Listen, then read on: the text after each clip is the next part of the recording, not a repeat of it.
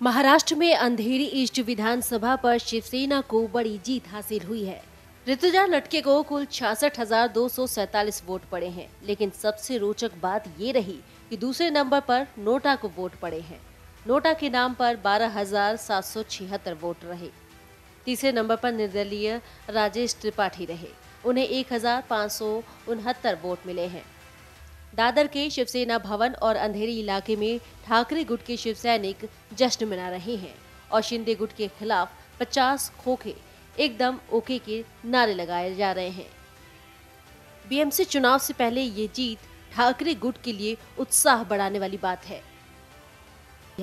इस सीट पर उद्धव बाला साहब ठाकरे पार्टी की उम्मीदवार ऋतुजा लटके को भारी मतों से जीत हुई है। मुंबई के अंधेरी पूर्व विधानसभा उपचुनाव के लिए 3 नवंबर को मतदान हुआ था, जिसमें तकरीबन 33% वोटिंग हुई थी। ऋतुजा लटके को चुनावी मैदान में चौतरफा घेरने के लिए कुल 6 उम्मीदवार थे, जिनमें 4 निर्दलीय से थे। आपको बता दें कि एकनाथ शिंदे की बगावत के बाद ये पहला चुनाव हुआ है जिसमें भाजपा और शिवसेना में कड़ी टक्कर देखने को मिल सकती थी, लेकिन ऐसा नहीं हुआ।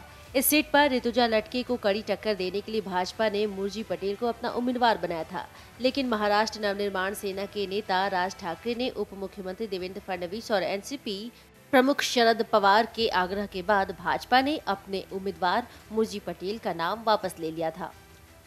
एनसीपी प्रमुख शरद पवार ने ऋतुजा लटके के निर्विरोध चुनाव की मांग की थी, जबकि राज ठाकरे ने डिप्टी सीएम फडणवीस से दिवंगत रमेश लटके के प्रति श्रद्धा दिखाने के लिए बीजेपी के उम्मीदवार को मैदान में नहीं उतारने की अपील की थी।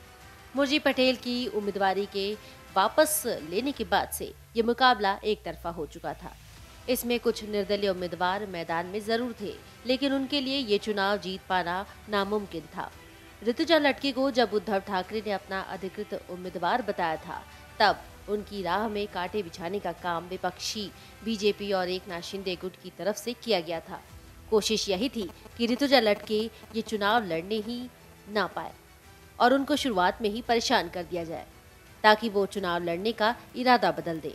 ऋतुजा लटके बीएमसी में क्लर्क के रूप में काम करती थी, लेकिन उनके इस्तीफे को बीएमसी ने आखिरी क्षण तक मंजूर नहीं किया था। हालात इतने मुश्किल हो गए थे कि अदालत का दरवाजा खटखटाना पड़ा था। अदालती आदेश के बाद बीएमसी ने ऋतुजा लटके का इस्तीफा मंजूर किया, तब जाकर उनका चुनाव लड़ने का रास्ता साफ हो पाया। लेकिन ऋतुजा लटके की मुश्किलें यहीं खत्म नहीं हुई थी।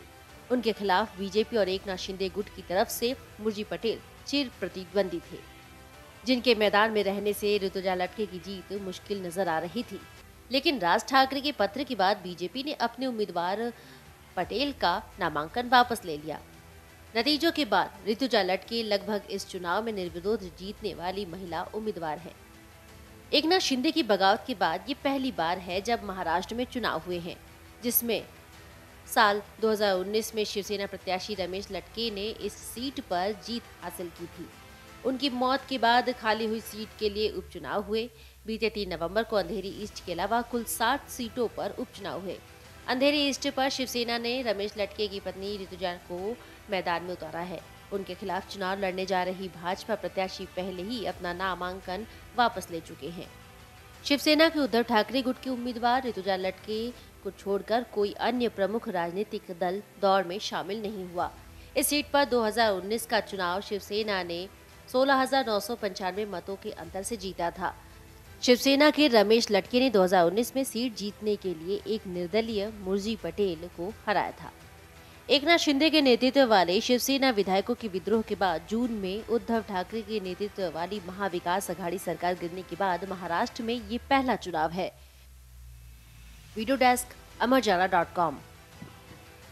अगर आप ये वीडियो YouTube पर देख रहे हैं तो हमारे चैनल को सब्सक्राइब करें और बेल आइकन को दबाना ना भूलें। अगर आप Facebook पर ये वीडियो देख रहे हैं तो हमारे पेज को लाइक करें। डाउनलोड करें अमर उजाला ऐप और पाएं खबरें लगातार।